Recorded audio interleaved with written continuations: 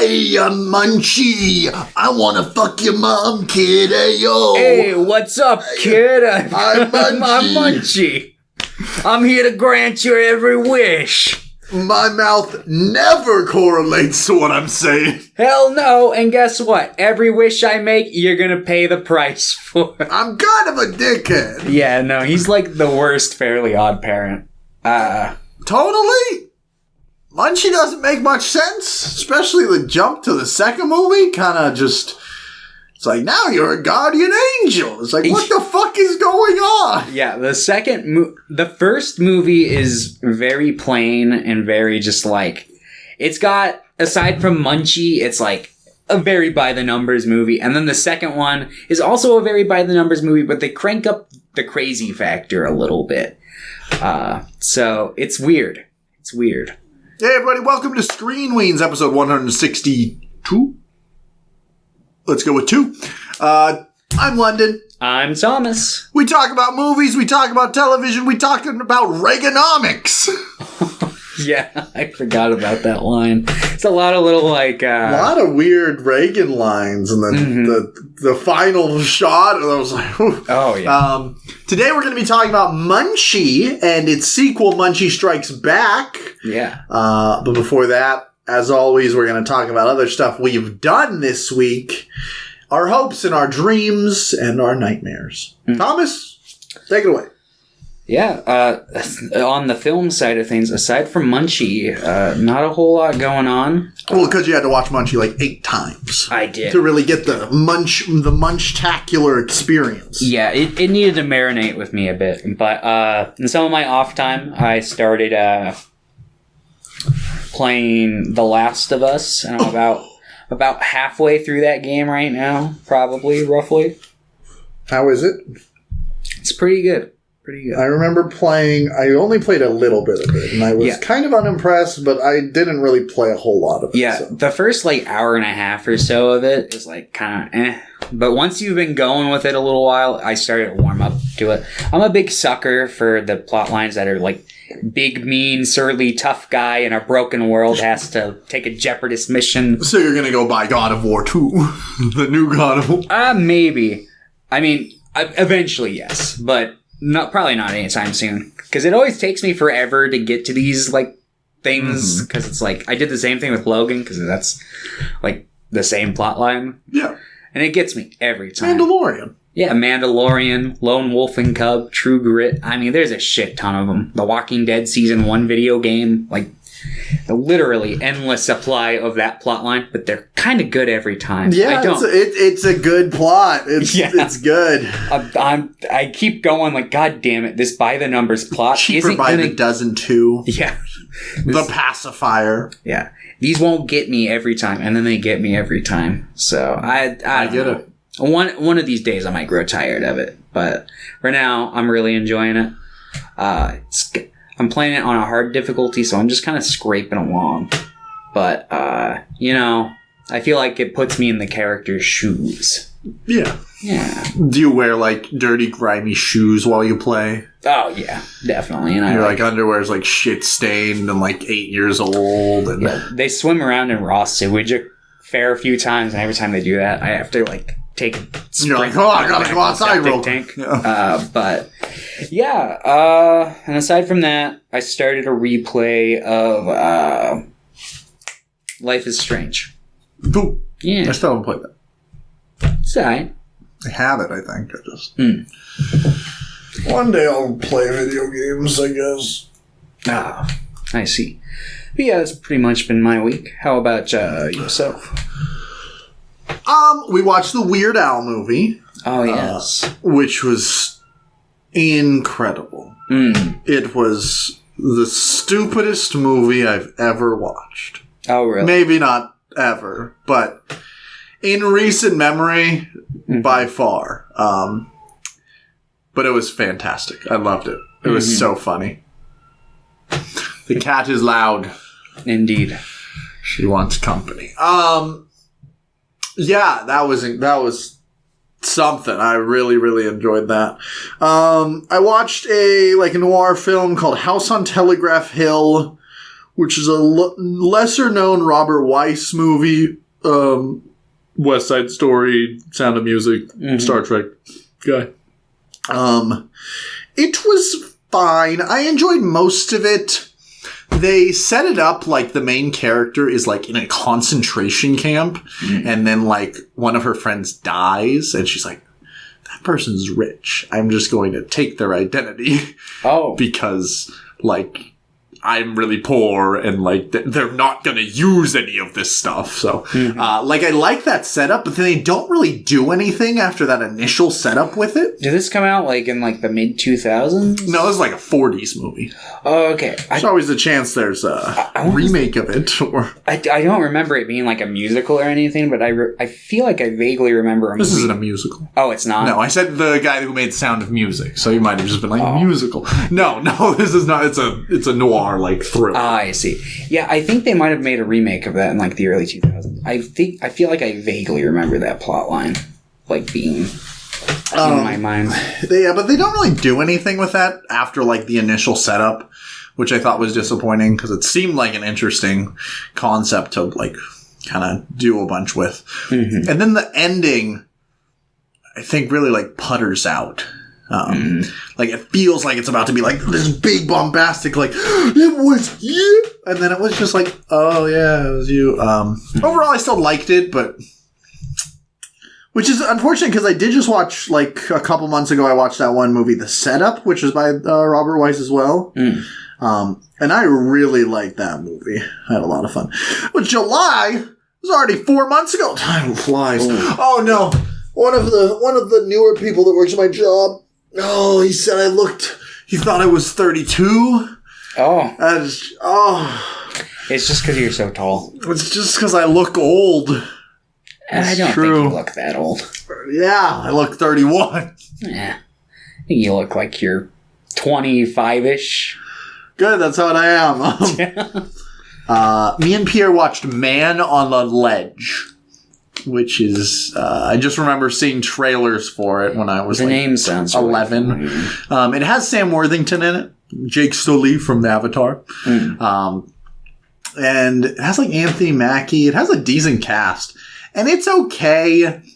It's just a little like, I think the structure is fine. I like the idea of it, but then it's just kind of like has a really bad script. Like anytime a character talks, I'm like, that's annoying. It was fine enough though. He was definitely, he was on the ledge in the first like 2 minutes. Like, he was on the ledge. Then we watched Wakanda Forever. How was that? I thought it was okay. Yeah, I was kind of expecting that. Yeah, it's like, I think Ryan Coogler's a really good director, but it really feels like he's trying to do his own thing in this, and it feels like sometimes an MCU director can kind of work within the confines of the MCU and still make it feel like their own product, while this one feels like a direct clash of those ideals. So it doesn't really work, and it feels like here's this amazing, touching tribute to Chadwick Boseman, and then it's like thrown into a horrible meat grinder. Yeah. It just feels like, look, we're puppeteering his dead body for money. It just feels a bit icky, even though it seems like the right people wanted to do the right thing. Like, I don't doubt that like Ryan Coogler had a strong relationship with Chadwick Boseman. Probably. I think he had the best intentions. I think most of the people that were making the movie had the best intentions, but the people who were fronting the money probably didn't. Yeah. Which is unfortunate. Has bad CG. It also doesn't help that they put the Avatar 2 trailer literally right before the movie. And the water, I don't know if you've seen the trailer for that yet, but the water in that movie looks insane. And then the water in this movie was like, oh, yeah, that's cool. I think the guy playing Namor, I think he's exceptional. He's very sexy, too. But I think another thing is there's nobody in the movie that really feels like they could replace the, like, gravitas of Chadwick and his, like, natural charisma. But they they try to do that. Like, they need to go a different route. And the route they took, I just don't think really works. I think it's an overall okay movie. I was also pretty annoyed. We watched it in IMAX, which overall looked pretty good. But it switched aspect ratios in one fight at the end. And I don't mind, like, I think there are some made for IMAX movies that switch aspect ratios for, like, a meaningful purpose. Mm-hmm. But it was one fight scene, and it was interspliced in between another fight scene. So every 10 seconds, it was jumping back and forth, and it looked nauseating. It was gross to look at. That's how I feel about the end of The Dark Knight Rises, except it's all in one fight scene. Yeah, that's bad. I haven't watched that movie in a long time. Overall, I thought it was fine. I really wanted to, like, I think the trailer's really good. But there's also without, like, spoiling anything, there's a plot line in the movie. There's actually a couple of plot lines in the movie that I think are just filler. Like, they don't do anything for the story. And they're not even very good on their own. I see. Which is unfortunate because one of them involves a character that I was really excited to see in a movie. But, like, her as a character, she's like, she doesn't really have a reason to be in the movie, and she isn't really given anything to do in the movie. And then I don't know if you saw, but Kevin Conroy died, which was pretty, that, like, that hit me decently hard. And I wasn't expecting that. Like, but, like, thinking about it, like, you know, we grew up with Kevin Conroy. Oh, yeah. Like, he was a big deal. And he was, like, not even just that. Like, it's a big deal because he was, like, an openly gay man. Like, playing Batman. That's huge. Like, that's a big deal. So I was going to watch Mask of the Phantasm, but I remember not, like, caring for that movie too much. So we just watched Assault on Arkham, which is pretty much a Suicide Squad movie. But I really like Batman in that movie because he kind of feels like, oh no, where is he? Oh, he kind of feels like the antagonist for a bit of it. We watched that, and I think that movie's great. It's like an hour and 10 minutes, and it's just like nonstop, but it feels like nice and fleshed out still, which is surprising for, like, a lot of DC animated movies. I feel like are just too short, but somehow that one I'm like, no, good length, good. They accomplished what they wanted to do. But I did that. But the main thing I did this week is I picked up Star Wars Lost Stars, which is a novel from, like, right before Force Awakens came out. Isn't that the one that's, like, based on, like, the original script or something? Or am I thinking of something else? I think you're thinking of something else. Okay. This one's about a boy and a girl who, it's like a romance. It's kind of like Romeo and Juliet. They grow up on a imperial planet, imperial controlled planet, and they join the academy together, and one of them defects, and it's told throughout the whole, like, original trilogy, ending with, like, I think the last thing is the Battle of Jakku, which is this was, like, the first mentioning of it because this was pre-Force Awakens. It's, like, maybe the best Star Wars book I've ever read. I thought it was fantastic. It's like a young adult novel, so, like, reading comprehension is, like, it's a really easy read. But storytelling wise, I thought it was fantastic. Like, really, really good. I read it in 4 days. Like, and I haven't done that with a book since, I think, Thrawn. Yeah. Which I think I still might like the first Thrawn book more, but I really enjoyed that one. Yeah, the first Thrawn book is really good. Oh, and at my job, I was like, okay, we need to expand the Star Wars book section. So we have a bunch of Star Wars books now. Oh, nice. Hell yeah. Fucking always good to see. But yeah, so I took a break from reading Hunter x Hunter because I'm like, I want to read something I'll enjoy, pretty much. I haven't minded Greed Island, but it's honestly, I'm just going to be honest, like Hunter x Hunter, even when at its best, as I've been reading it, it still hasn't felt like, yeah, I want to keep going. It's just like, I got to read more. Which is a disappointing feeling, but yeah, not everything's going to work for me. So that's fine. No. But yeah, that's what I've done this week. Yes. All right. Let's see if we have any questions from Pierre. Let's see.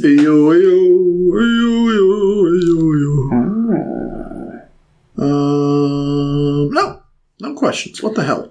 Looks like it's Munchie time. Hey, yo, it's me, Dom DeLuise. Man, I think, he's fine as Munchie. Like, he's... Dom DeLuise. Yeah, he's pretty good. Oh, yeah, no, if the puppet was a little better and the script was a little better, I could see Munchie being That's a good voice for Munchie. Yeah. Second movie? Nah, not a fan. Not a fan of his voice. Yeah, it took me a minute. There's some corners of his voice that I really appreciate in that movie. Like, I feel like there's a couple scenes where Munchie gets down and sensitive in the second one, and I think that his voice was actually pretty effective in, like, those sections. But when he's trying to do his, like, hey, kid, it's me, Dom DeLuise voice, it comes off as very, like, oh, this is not the voice of Munchie I remember. I didn't notice when I was a kid. So, I mean, take that for what it's worth. I guess let's travel back to 2001. You're 4 years old. No, I was a little older than that. Okay. 2003. It probably would have been like 2006, 2007. 2007, were you born in 98? I was born in 97, so okay. I would have been so like... 10 years old. Mm-hmm. You're going, Mom! Can I please buy Munchie? She goes, hey, get away from me. I need to buy my swords from the local bazaar. Yes. And she's like, here, have a $10 bill. That's what I assume your mother sounds like. I was like, close. Yeah. She's like, I need to talk to this sword salesman. And you're like, okay, thanks, Mom.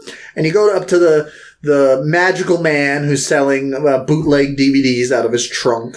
And he goes, you want to buy this Munchie and Munchie 2 pack? And you're like, yes, please, $10. There you go. And you run home. You're like Charlie in the Chocolate Factory. You're running. You're like, oh, everybody's trying to steal this from me. And you're running. And then the guy at the grocery store is like, go, kid, and don't let anyone stop you. And you get home and you put in the VHS player and you go, yes, Munchie time. And it lights up and it goes, hey, I'm Munchie, and I'm in a box, and he's throwing me off a fucking cliff, and I'm like, whose birthday is this? Oh, fuck my ass, oh, God. Oh, man. Yeah. Was that an accurate recreation of what happened? Almost. Okay. I just so happened to be doing a little light, casual spelunking when I was a kid. Okay. And I was just down in this abandoned mine, and I found a box, and I opened it up, and inside were 2 VHS copies of Munchie and Munchie Strikes Back. Okay, yeah, so I was pretty close. And then I ran away in terror, but they were on my bed when I got home, so... Like, okay, I guess I gotta watch this. Yeah. But on the real note, there used to be this video store called Movie Gallery that was downtown, and I don't know if I ever rented it from there, but they were doing... When they eventually went out of business, they were selling all their fucking VHS tapes for hella cheap. So I went through and I got a bunch of those, like, hard-shelled, like, VHS tapes from the horror section. That's where I got, like, my Critters movies. It's really weird that this movie is, like, in the horror genre. It's because it's marketed as a sequel to Munchies, which is that Gremlins knockoff, but it's not. Only in, like, pre-production was it like, oh yeah, this is a sequel to... We're developing a sequel to Munchies, but then it just, at some point, became Munchie, but they were like, well, we're still going to market it like it's a sequel, because people maybe see it then. And I guess enough people saw it, because they made a second one of this, and nobody wanted the third. But when I was a kid, I was always like, where the fuck is the Munchie? When is Munchie 3 coming out? I need to know if he helps out Bill Clinton or not. But it's not too late. It's not too late. We still have Bill Clinton. I'll voice Munchie in the third one. Yeah. And you can play Bill Clinton. Oh, there we go. Just, like, have a saxophone and sunglasses on the whole time. Oh. So, yeah, structurally, the first one... Like Thomas said, it's pretty generic. Mm-hmm. There's a little man who lives in a box, and then the little kid finds the box, and he's like, Munchie's like, hey, you want to let me out, kid? Come on, give you a cigarette. And he's like, okay, just don't hurt me. And he's like, I wouldn't hurt you, you're my friend. Mm-hmm. And then he lets him out, and Munchie's like, hey, it's me. Fireworks pop out of the box, and he comes up singing, hello, my baby, hello, my darling, hello, my ragtime gal. And then the kid promptly reacts how he should and runs away. He's like, that guy's a freak! There's a 2-foot-tall little gremlin man in the box! Let's be honest, if you found a box in an abandoned mine and that guy came out... I wouldn't open the box. You would... My dumbass probably would, just because I'm like, I'm not afraid of no ghost, and then I'd open it Actually, up. I'd probably be concerned because I'm like, holy shit, there's someone in the box. So yes, I wouldn't even think about it. I'd be like, oh god, I'm getting out of here. And then I'd be like, what the fuck is that? Why is your mouth moving but no words are coming out? And then your mouth's not moving and words are coming out. Why'd you just do this? Yeah, there's that shot when he's in the locker when he like just looks up for a second and you can see the hole in his neck with like the animatronics underneath, and it's like, oh my god, why did they leave that shot in? I mean, I guess this is a Roger Corman movie, so I guess there was... Yeah. Because and it makes sense when you look at, like, Charles Band made that documentary about him and Roger Corman being, like, the masters of horror or some shit. Okay, I can maybe allow Roger Corman, because Roger Corman came up in a time when no one else was doing his thing, and he had a work ethic. But they both do have, like, the same type of movies. Yeah, but if anyone is in Roger Corman's lane, it's definitely not Charles Band. It'd be like Lloyd Kaufman or something, like the guy who runs Trauma. Yeah. I mean, Charles Band runs Full Moon. That's true. I'm just saying, stack up the... I haven't watched any Trauma movies except the original fucking... I've seen... Toxic Avenger. Yeah, I've seen the first... I want to watch, like, Tromeo and Juliet. I eventually want to work my way through Trauma's catalog. But I'm just like, I have so much other shit I gotta watch. Yeah. And the thing is, when I look at Trauma's catalog, the movies kind of look too good. Yeah. Like, they look like... They're not... They look... They're what? Competent. So... Which is kind of not what I want. The thing I get from Trauma is, like, they're like Full Moon if Full Moon was, like, firing on all cylinders and every movie was, like, trying to be of the quality of, like, the first, like, Demonic Toys or something, where they just kind of embrace the crazy and the weird and they have a fun time with it. Whereas, like, Full Moon, it's like they take this fun concept and they squeeze all the fun out of it and try to give you the most just plain. And then they just, like, the rag that's just been, like, destroyed and is completely dry, they try to sell that to you, too. Yeah, and then they have my boy Richard Band and his bad knees. Man, Richard Band. What a guy. What a man. Yeah. Richard and Charles, you want to be on the podcast? Let's do it. Hell, I'll even take Albert. Is Albert still alive? No, Albert died like 30 years ago or so. Well, we can get a medium in here and we can maybe have him on. Let's check. Albert Band. But anyway, we were talking about Munchie. Yeah. And how it's a Roger Corman movie. Yeah. So Munchie is just a Roger Corman movie. It's riding the fucking momentum of a Gremlins. He died in 2002, by the way. 20 years too late. Fucking... But yeah, for those who want a basic synopsis of the plot, there's this total fucking dweeb named Gage. He's in love with a little Jennifer Love Hewitt. Yeah, that was weird. I think this was her first movie, too. I believe so. She's also, credited as just Love Hewitt. It's like, okay. Kind of a weird title, like weird name, but... I can kind of see, I guess, what they were going for. They were like, wanted a name that standed out. But you can't have Jennifer as your name. That's too normal. We gotta call you Love Hewitt. But yeah, so this kid named Gage he's like new in school. He's got bullies who pick on him. He has like these like Christmas Story-esque like daydreams that happen to him that tend to get him in a lot of trouble. Like one of the bullies throws his lunch tray at the principal and then he walks up to the principal and like imagines him as like it's like fucking like sheriff hangsman type, like, or an executioner, and then like it's just, a judge. It's kind of they kind of drop that aspect too of the movie. Like he does a couple and then never again. Yeah, no, that's very heavy in the beginning, and then once Munchie kind of comes on, they're like, all right, we can just be weird with Munchie now. We don't have to do these dream sequences. But yeah, basically, Munchie grants this kid wishes because he lets him out of the box, and then it basically starts off. He's like, what do you want, kid? I'll make all your wildest dreams come true. And the kid just fucking starts spewing every desire he has. He's like, well, I want the bullies to stop bullying me. I want the girl I like to like me. I want fucking pizza. Probably some other things he lists off. I don't quite remember. Oh, I hate my mom's fucking boyfriend. Also, this movie specifically, like, the mom's boyfriend, for the most part, is, like, fine. Like, he's kind of a dick, but up until the scene where he, like, just kind of is like, all right, I'm going to be a bad guy now. He seemed like just... like, that's just a normal guy. Yeah. Like, they don't play it up at all. And then in the second movie, he returns, and he's, like, an insane person.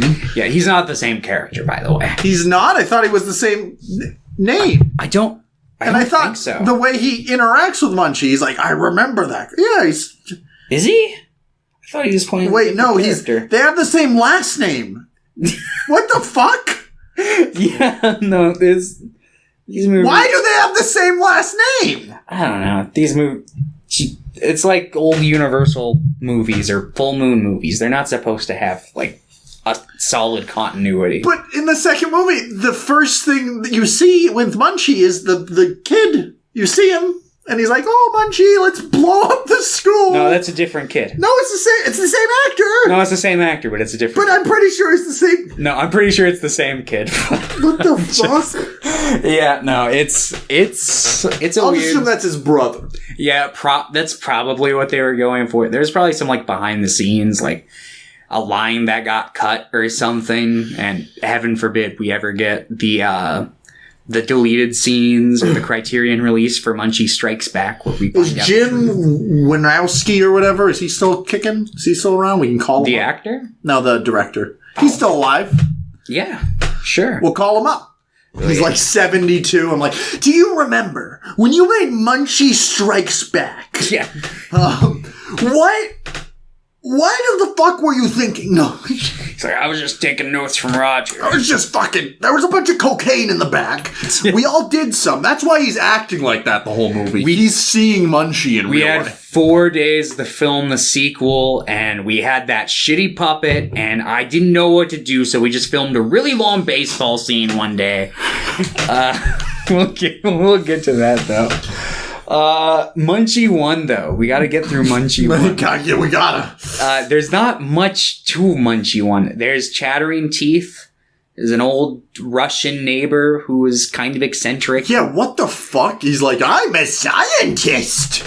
Yes, I have all these books with Munchie poorly drawn into... Can I talk to your little friend? Like, he felt like he was gonna be evil for a little bit. I'm like, is he gonna be secretly after Munchie? But no, he's just like, I want to talk to your friend. Yeah, no, he just... And he did. And then they go on an adventure. I'd watch that movie. Yeah, that should have been Munchie too. What the fuck? Instead, he just circled back around a gauge and blew up a school. And then they were like, hey. Now we're gonna go blow up the DMV. Anyway, Munchie 1. Yeah, Munchie 1. So yeah, old Russian neighbor. There's a guy. The other neighbor is... No, that's the second one. Just kidding. Yeah, I was like... Just kidding. They don't have... Well, they probably have another neighbor, but... Oh, well, probably. We just don't see him. And then I don't remember what happens in Munchie 1. Basically, he wishes for a pizza, and the pizza flies out of the Italian restaurant, and the chef chases it. That used to be my favorite scene when I was a kid. And it might... Honestly, it might still be my favorite scene from these movies. You unidentified flying pizza here. So he just starts chasing it down the street with a meat cleaver, and then the cops are just like, hey, what are you doing? They like arrest him. But yeah. Then he gets a pizza, and he's like, oh, anchovies. And he's like, eat around it, I'm hungry. Yeah. Dig in. Let's see. Basically, it just stems down to he gets some wishes. He like beats up his bullies. Mostly Munchie does it, but he gets that final punch in, so he gets some street cred. Then his mom is about to be proposed to by the boyfriend, but then Munchie starts fucking with him. Yeah, so then he makes a big scene, and then he threatens to take his... I know what you're doing. Yeah, he threatens to take his kid outside and beat him on the front lawn or something like that, and the mom's like, I don't really appreciate that. He's like, oh, come on, I'll take you to dinner. And she's like, all right. And they go to dinner. And then... he tries to be like, hey, you want to be in love, even though they only met like 2 months before? Yeah, and then... She's like, no. And he's like, hey, babe, the divorcee market's fucking thriving out there. I'm rich. I'm a catch. Your opportunity's drying up here. And she's like... gross, no. And then they go back home where Gage has thrown a party just to invite Jennifer Love Hewitt and her father. Well, he didn't invite them. He didn't want the party. Oh, yeah, Munchie did. Yeah. Yes. And he's like, what the fuck, Munchie? Yeah. But yeah, then the party's rocking. Really weird party, like pseudo-sexual, but it's also like a children's movie, so it's like, we're just having fun. And it's like, there's 3 children there and a bunch of adults, and the principal's there, and he's like, you know how to throw a party. Don't forget about those bad grades. And the demerits. Whatever those are. Yeah, it's just like that running joke throughout the movie. Oh, yeah, I forgot about the principal. They do the same thing that I think happens in Dumb and Dumber, where they like make like little hubby talk, and it gets publicly projected. Broadcast, to everybody. They're like smooky kittens. Mm-hmm. Yeah. And he's kind of like he kind of acts like the principal in like Ferris Bueller or something. He's like, I'm gonna get you, I'm gonna catch you, and then you'll be expelled. But then he's randomly just like, you're throwing a party, I'm fine now. Yeah, he's like, all right, this kid knows how to fucking throw a ranger. Fucking, The mom comes home and is basically like, everybody out except for Jennifer Love Hewitt and her father. You two can stay. And then it gets into this weird, like, are the father and the mother gonna hug? Because they kind of... Yeah. They like, what they imply that it's like, hey. What the hell, Munchie? Munchie even, like, says that, like, I made your mom happy. She's gonna fuck that guy. He's like, yeah, I'm trying to get with his daughter, though. I don't want to have that sort of domestic girlfriend situation. Well, it's a quote for Pierre. Well, Gage, welcome to the modern age. No, I'm just kidding. But then the boyfriend, he finds Munchie in the back and puts him in a trash bag. And he's like, no, he's stealing Munchie. And the mom's like, I don't know what the fuck that is, but get that guy. And they all go on a car chase after. And, well, they get out and they go with the neighbor, and they're driving away, and the guy's chasing them, and the mom and the Jennifer Love Hewitt and her dad, they're chasing him. Mm-hmm. We got like a 3-person chase. And then the police show up. And then they get away and they arrest the guy. And they're like, that guy's crazy. And Munchie's in the back seat going like, haha, you're going to prison. And he's like, I knew I wasn't crazy. Look at the little man. And they're like, this guy, he's so funny. Yeah. And that's Munchie. Yeah, then he decides to go on a trip to Russia or something. Not to Russia. He goes to like an ancient civilization. Yeah. He's like, oh yeah, I remember those guys. That was a crazy party. Yeah, and then they hijack a plane. It's like ancient Mesopotamia or something like that. Yeah, they're like, oh, the flight crew's on it, and like, what? What do you mean the plane's about to take off? Where the flight crew? And they're like, well, then who's flying the plane? It's a little Munchie in a pilot suit with the old guy. And he's like, hey, guys. Yeah.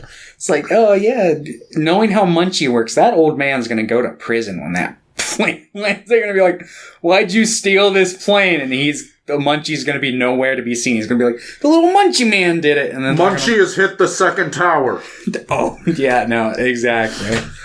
This was 1986. It took him a while. Yeah. It took him 15 years to...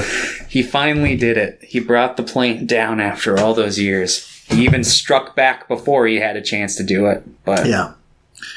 So you liked this movie as a kid? I liked it as a kid. Did you like both of them as a kid? I liked both of them enough as a kid. I think I leaned towards liking this one more when I was a kid. Yeah, I don't know if that would be the sentiment now. Do you like this movie still? I wouldn't say that. It's kind of weird. Like, it's... Yeah. I would say I thought this was, like, bad. And I don't know if I liked it, but it was, like, kind of watchable. And I was like... Yeah. What the fuck's happening? It's kind of middle of the road for me. It's very generic. And I don't really appreciate a whole lot of what's going on. But the puppet is funny. Because it's bad. Yes. Like, I think the Munchie design itself is, like, kind of fun and goofy. But the actual puppet is, like... I move 3. Just 3. Yeah, I move my head and my 2 arms and nothing else. Yeah, it's real.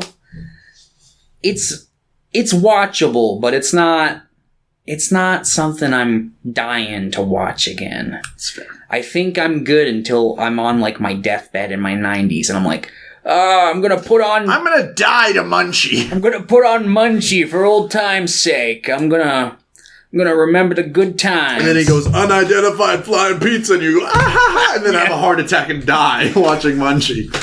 Yeah, probably something like that. Yeah, Munchie 1. It's a movie that existed.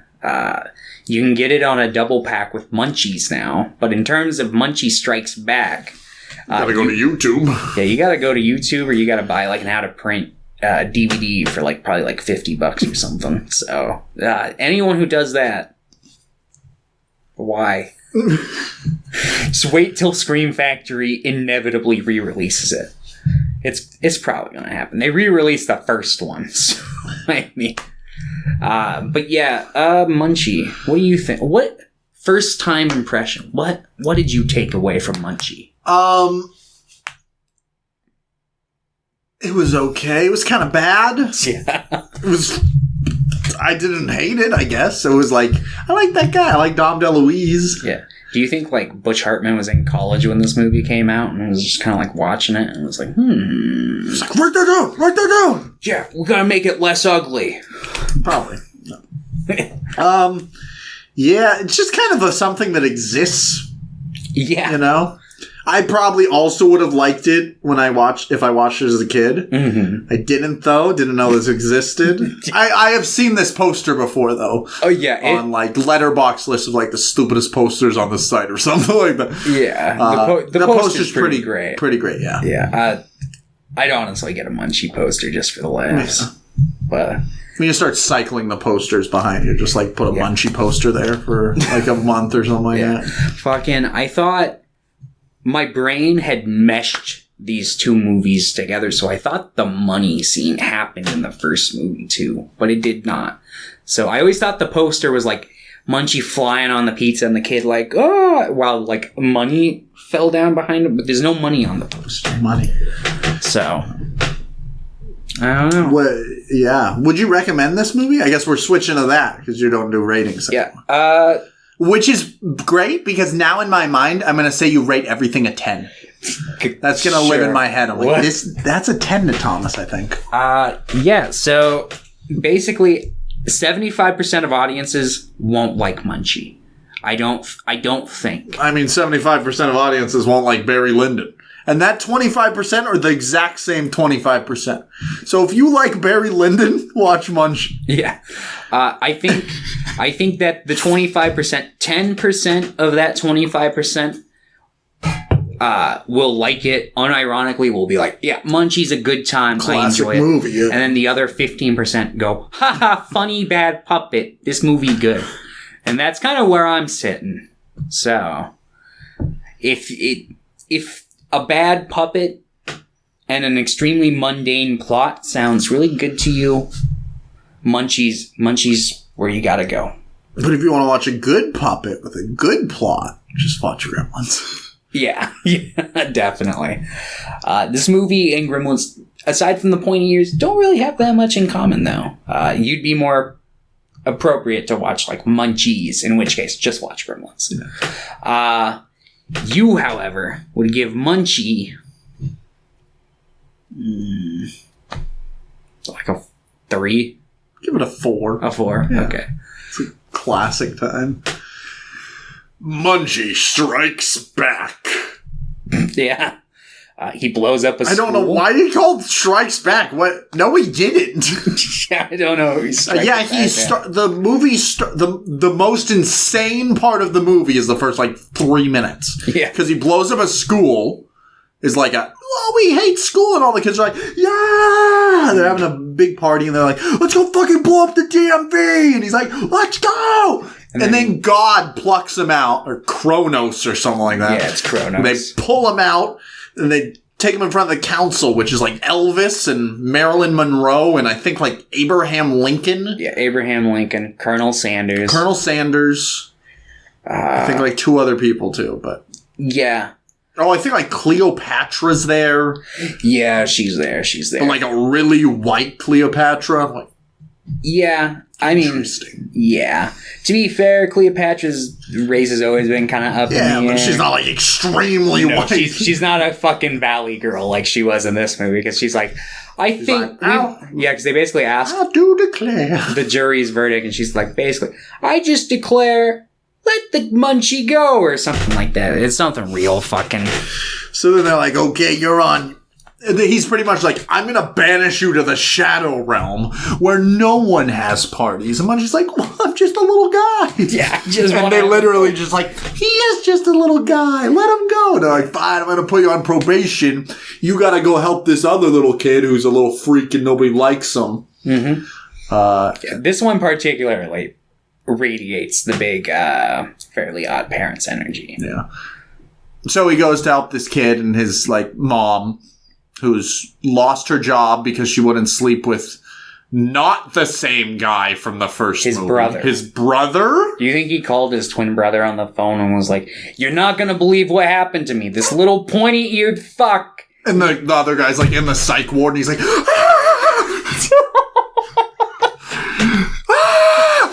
I know it! Yes! And he breaks out of the window, and that's what Munchie 3 is about. It's the twin brothers just trying to kill Munchie. It's just everyone's like, oh, I must be a shared genetic delusion. The curse of the. I don't know the guy's last name. The Carlyles. The Carlyle family. Yeah. So. This kid, he's kind of a little bitch, but he's also immediately is just that guy's kind of weird. He doesn't react to Munchie at all. Munchie's like, are you gonna react? He's like, no. Yeah. I'm like, okay. Yeah, he goes, hey mom, look at this. Hey, where do you go? The little Munchie guy. And then she leaves, and he's like, okay. Yeah. And he's like, okay, prove that you're real and magic. And he asks for a billion things. Yeah, and then he brings Munchie's just stealing it from the mall. Yeah. He's like, okay. I like his one line where he's like, did you really want this stuff, or did you just want to show people this stuff? And he's like, I just want to show people. Like, take him to the mall! Yeah, take him to the mall. It's all there. I like his one line where he's like, yeah, no, it keeps going back and forth to the mall. It's probably driving their inventory of people crazy. Just the idea of, can you imagine going to do inventory at your store and just all your books are gone, and then you're like, ah, and then you go to tell your boss and you come back and they're back and you're just like, I'm like, okay, I gotta go home for a bit. I'm losing it. I've been at work too long. Yeah, I'm gonna start seeing a little pointy-eared puppet named Munchie, and he's gonna make all my there's wishes. A little funny guy running around, and it's not me. Yeah.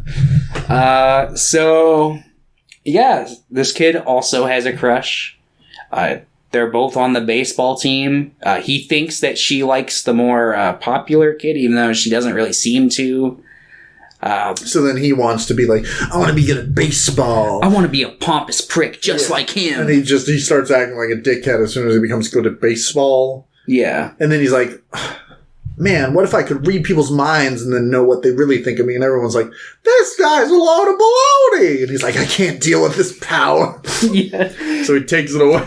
There's a lot of weird stuff happens. Yeah. Also, a lot of just nonsense. What if we just film a baseball scene for 20 minutes or whatever? Yeah, that baseball scene goes on because it goes on, and I didn't remember most of this one. You would take a nap every time the baseball scene came on. It just came on, and it's like, okay, the baseball scene's been going for a couple minutes, and then it'll just, like a 3-minute song about, like, Little League Baseball starts playing, like, Little League Baseball! And, like, Munchie is nowhere to be seen. And then they take, like, the fucking, like, halftime out or whatever. I don't fucking know. I don't know baseball.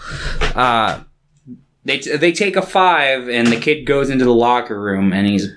Oh, yeah, because the kid, the lead star of the team gets, like, fucking hit in the balls with the ball or something. I don't fucking know. Yeah, because the guy's like, kill that guy. Yeah, Carlisle goes up to his son. He has a son in this movie. It's like, who had a child with you? It's like... So the son's a cyborg. Yeah. I was kind of hoping the son would be, like, more of a... I kind of was interested in that whole, like, I'm going to stick up to my shitty dad. Yeah, then he's like, okay, now the son's gone. Yeah, once the baseball game's over, that plot line is over. But yeah. Carlisle sticks around, and it's like, I don't know. I will say the first movie is, like, bland, but at least it's, like, structurally sound. This one is just, like, here are scenes. Yeah, pretty much. That baseball literally goes on for, like, 20 minutes. And it's like, when the baseball game was over, I was like, is the movie over? Like, it felt... Was that the climax? It felt like all the resolution points had been hit, aside from his mom's job. It's like, and even then They could have been like, and he won a scholarship for baseball. Yeah, and you get the gratification of him winning over the team that coincidentally his mom's shitty boss is coaching. So it's all... But no, instead there's a school dance afterwards, and because the main baseball kid got hit bad, so he's like, I'm gonna go to the dance with the girl I like, now that her date is unavailable. And he goes, and he's a big pompous prick. He, like, gets a limo. Munchie turns into a human for a little bit. Yeah, that was freaky. Don't like that. He's got, like, a black nose, and he wipes it off, kind of, somewhat. And it's like, ooh. But, yeah, then, that whole mind-reading thing happens, and then after he's like, alright, I'll turn your mind powers off, and then Carlisle gets a pic of Munchie, which never comes up again, other than him just confirming. It's like, yeah, I'm right to myself. Why doesn't he show anyone a pic? I'd be like, hey, I took a picture of this kid next to this Munchie. Like, I'd be like, wow, that is a weird-looking kid. Yeah, it's like, oh, God. And then I'd be like, oh, look, it's Munchie. Yeah. Oh, I know that guy. Yeah, apparently everyone knows Munchie in this one. Not Carlisle, but Carlisle goes to, like, this, like a demonologist or something. Yeah, and he's like, yeah, I know Munchie. Yes. He's got the same book that the Russian guy. Munchie's not like an alien as much as he's like a primordial being. Yeah, no. They used to rule the world. Oh, God. What's the name of that fucking theory that, like, aliens, like, guided mankind? The stupid theory. I mean, yes, it is a stupid theory. There's a particular name for it, though. Alien architects. I can't... It's, like, based off the book that initially fucking named it, but whatever. But yeah, basically... Scientology. Munchie is like... Oh, yeah, like, he it seems like he's basically been steering the ship for humanity this whole time. He mentions some of his epic parties, like Sodom and Gomorrah. Yep. Yeah. That would have been a good party. That would have been. But yeah, let's see. Okay. Ancient alien book theory.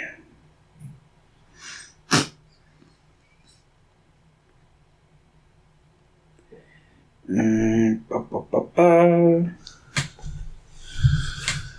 good. Yeah, I don't know. But yeah, Munchie's just a little guy, but he's been a little guy for forever, and he's, been around the Munchie's world. not his real name, by the way. He says that in the first movie. Yeah, he's like, you can't pronounce my name, but you can call me Munchie. I'm your friend. I'm your pal. There's a bunch of chattering teeth in the first movie, too, that... I guess it's because he's Munchie. Yeah. More like the Joker. But kind of the same deal. He eventually is like, okay, I'm sorry for not being myself. And everything seems to be okay, but then Munchie gets stolen by the guy. Again. But this time he's like in the car. Yeah. And then Munchie's like, what if I make you explode? Yeah. And he makes the car crash. Yeah. I will say, I think I don't like that it repeats the same, like, idea again, but at least they added some interesting stuff, like the Home Alone-esque kind of shenanigans that Munchie does before a bag of potatoes hits him on the head, and then he's like, he's so weak even a bag of potatoes would knock him out. After all that. And it's like, well, he's a small guy. Leave him alone. Yeah, leave my little guy alone. But, Munchie then just teleports back into the right car, and then, they go home. There's a fucking treasury agent there, because Munchie had made it rain money, because the mom's about to lose the house. And then he's like, well, these are federal bills that haven't technically gone off the printer yet, so we're taking these back. But do you want to fuck? Yeah, but do you want to fuck in a fucking job? And then she's like, well, yeah, of course. And then, so they get her a job, maybe a new stepdad, as Munchie puts it.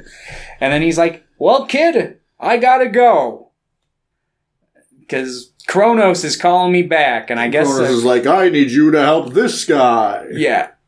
He's like, well, first we get the reveal, he's like, of who sent Munchie on this mission. Oh, and the kid's dead dad. Yeah, it gets brought up a couple times throughout the movie, but when he first turned around, it was just some plain white guy, and I was like, who the fuck is this? And I'm like, and then it dawned on me, I was like, oh, yeah, this is supposed to be that kid's dad. Like, they didn't drive that point home enough. He also doesn't say anything, he just, like, turns around, you just see his face or some shit. Yeah, and I was just like, who the fuck is this? But yeah, and he's like, all right, your next mission, Bill Clinton. And then Munchie's like, you guys aren't going to want to miss out on the next movie. Ha ha ha. And then I think they knew. I think that they were aware that no way in fucking hell was a third Munchie movie ever going to be produced. Yet. Not until 2023, when Screen Weens makes Munchie 3, The Rise of Gru. It's going to be the Minions tie-in. Yes. Oh, can you imagine if Illumination just started buying the rights to, like... Munchie? Like, Munchie and, like, some of these, like, late 80s, early 90s, like, Moonbeam type pictures. Like the straight-to-video kids movies, and like, let's revamp these for modern audiences. Moonbeam? Isn't that the name of... the full moon one? Yeah. I gotta watch more Moonbeam. I don't think I've actually seen any Moonbeam. I think the only, like... There's one called Teen Night. I don't know if it's officially a Moonbeam movie, but it's like a full moon kids movie. I think the only... okay, actually. I think the only full moon non-horror movie I've seen is, Robot Jocks. That's horrific how good it is. It is. I'm kind of afraid to watch anything else because I know it won't be as good as Robot Jocks, probably. Was Robot Jocks full moon, or was it just Stuart Gordon? It feels like a full moon. I think it might have been Full Moon. Full Moon or Empire. It was Empire. Yeah, I was going to say. It was too good. Yeah, because I know, like, Albert Band and... shit did like sequels to it a couple years later under the Full Moon banner. But Ted Nicolau on that editing. For Robot Jocks or for Munchie? For Robot Jocks. And also the first Ghoulies. Yes. Yeah. Did you like this more or less this time around? Or like than the first movie? I'd say I had potential to like this one more. If that fucking baseball scene was like way shorter, I think I could have tolerated this movie a lot more. That baseball scene is just way too fucking long. Yeah. And it like, once you get to like the actual crux of the baseball scene, when you like does like the screwball and it like starts flying. Once it gets to that stuff, it's like, all right, it's kind of fine. I see what they're going for here now, but it takes like 15 minutes of build up just to get to that point. It's like, I didn't need to see that. Man, they really did not know what they wanted to do with this movie. Yeah, it's like, I didn't need to see fucking 15 minutes of I just kids need you to go playing shitty baseball. Can you just go record an entire baseball scene or like game? We'll just kind of fit the whole thing in the movie. Well, how are we going to do that? We'll record like a 6-minute insert song about minor league baseball. I would not. If you genuinely like the first movie, maybe like this movie. Yeah, then check this one out. I'd say that like 25% is down to like a 10% for this one. So, yeah. I don't think most people are going to fucking like Munchie Strikes Back. That's fair. I know I didn't. I think there are scenes that are probably better than scenes in the first movie. It's because he brings up Reaganomics and trickle-down economics, he really right? does, yeah.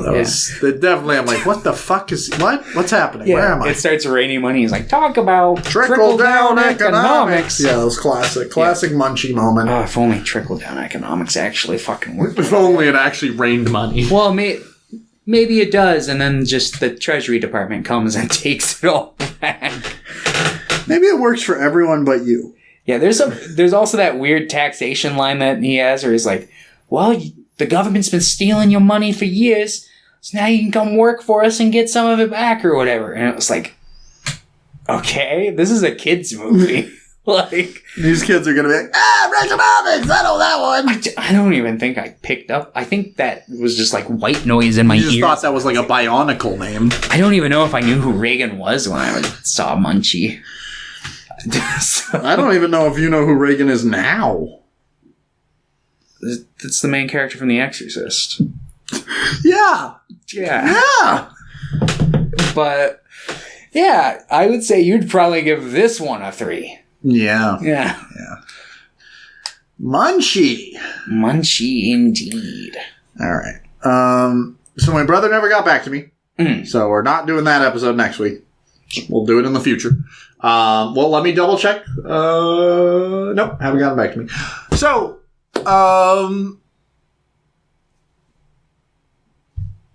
Part 6? You down? I'm down. Let's do it. Lupin Part 6, baby! Let's fucking go! Nice Lupin Munchie sandwich. Munchie. Can you imagine if Lupin had a crossover with Munchie?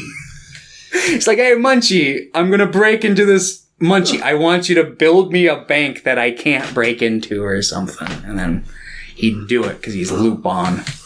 And Munchie would be banished to the Shadow Realm for failing his mission. And then Lupin would go, nothing personal, and shoot Munchie in the head. Carlisle would show up and try to, like, sleep with Fujiko or something. Munchie would unmask himself and reveal that it was Momo from The Mystery of Momo the whole time. Yes. It's like...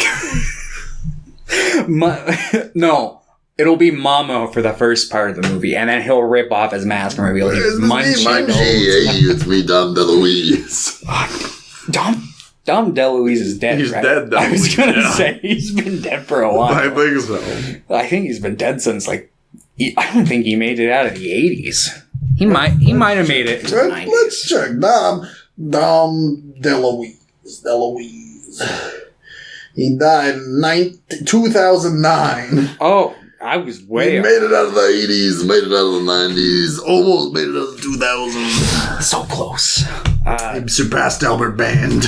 Said, see ya, man. I didn't make no fucking sequels to Robot Jox. There are only sequels in name. Yeah. They're not even really in the same world. Yeah, no, I don't think so. But yeah, we'll watch Lupin Part 6 next time. And that should hopefully be more enjoyable than Munchie and Munchie Strikes Back. But we never know. I just farted and it stinks. Let's get out of here. Goodbye!